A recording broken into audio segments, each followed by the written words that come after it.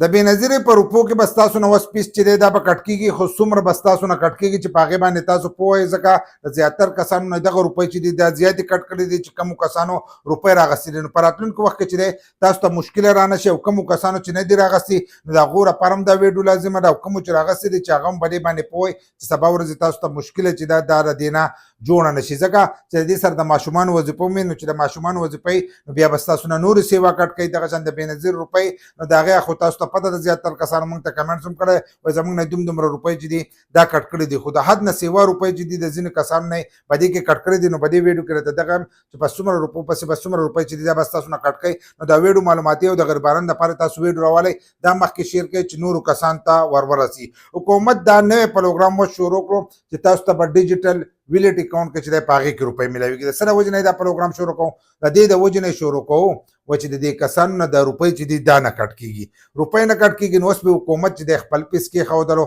نو د دې په مطلب اوس نه پوه چې تا په خپل پیس کېښودلو، نو د دې نه ښه و چې دغه کس چې دی دغه روپۍ لږ روپۍ وي هغه به یې کټ کړلو. اوس د هغې نه سیوا روپۍ چې دی دا ترې کټ کېږي. د څه د وجې نه ترې کټ کېږي چې څه د حکومت هغه پیس کټ شي، سال ته کې ریټیلر ناسي هغه د نه نور روپۍ چې دی دا کټ کړي، او هغو خپل پیس لیست چې دی دا هم جاري کړی دی چې دومره روپۍ چې دي دا به ستاسو نه چې دی دا به اوس کټ کېږي. نو حکومت په تاسو باندې دغه ټیکس چې دی د بینظیر په روپو باندې دا نوی ټیکس چې دی دا ایښودلی. مثلا که سړی د 1 روپۍ نه ول د 200 پورې رالي په هغې کې 15 روپۍ دي، دغه شانتې د 200 نه د 500 روپو پورې رالي نو په هغې باندې 21 روپۍ دي، دغه شانتې د 500 نه واله د 1000 روپو پورې رالي نو په هغې 32 روپۍ دي، دغه شانتې بیا چې دی